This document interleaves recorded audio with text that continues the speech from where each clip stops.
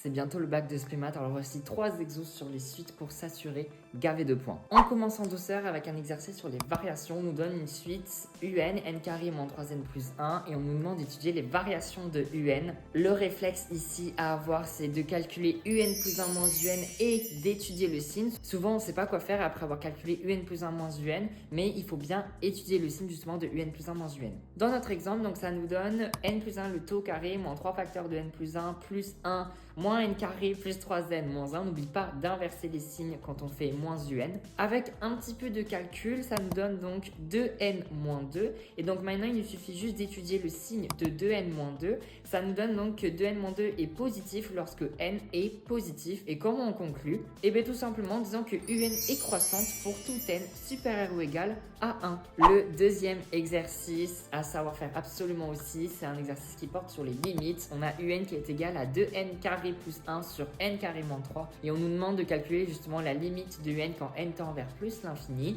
Le réflexe à avoir, c'est de factoriser le numérateur et le dénominateur par le terme de plus haut degré. Au numérateur, donc le terme de plus haut degré, c'est 2n carré, donc ça va nous donner 2n carré facteur de 1 plus 1 sur 2n carré. Et au dénominateur, donc ça va être juste n carré, donc là, idem, ça va nous donner n carré facteur de 1 moins 3 sur n carré. Et donc là, on peut enlever les n carrés, ça nous donne donc 2 facteurs de 1 plus 1 sur 2n carré sur 1 moins 3n carré. Et donc, quand on étudie maintenant la limite de ce truc, on a qu'au numérateur, on a quelque chose qui tend vers 2. Au dénominateur, on a quelque chose qui tend vers 1. Et donc, finalement, la limite de un quand n tend vers plus l'infini, c'est 2 sur 1. Et donc, ça fait 2. Enfin, le dernier exercice, c'est une démonstration par récurrence. On a u0 qui est égal à 1. On a un plus 1 qui est égal à racine de 2 plus un. Et on nous demande de démontrer par récurrence que pour tout n appartenant au naturel, 0 est strictement inférieur à un, strictement inférieur à 2.